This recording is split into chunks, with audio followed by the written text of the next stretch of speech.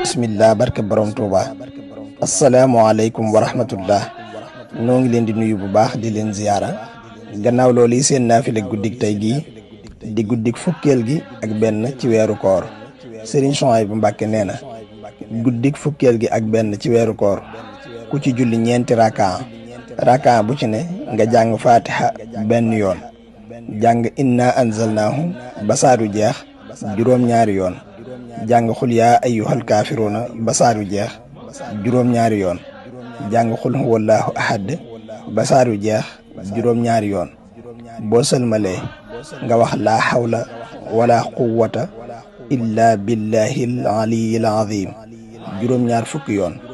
julli ci yonent bi sallallahu taala alayhi wa sallam boo man juróom-ñaar fukki yoon.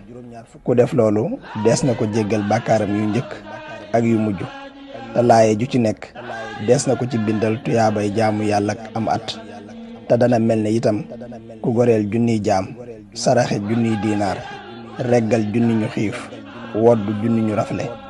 te it lépp lu nekk ci kaw suuf dana ko jéggalul yàlla, moo xam lu wow la wala lu tooy, te dees na ko musal ci balaa yi ak fitna yi akuk xiif akuk ràgg ak saddum jinne, te dees na ko musal itam ci mettitu dee, te dana tàbbi àjjana te deesu ko xisaab. yàlla na ko yàlla man loo te nu def ko te def ko na mu ko taamoo, te mu nangul nu ko fulal nu ko làqal ñu ko fu yàq yëggul barkeb Seexul Xadim.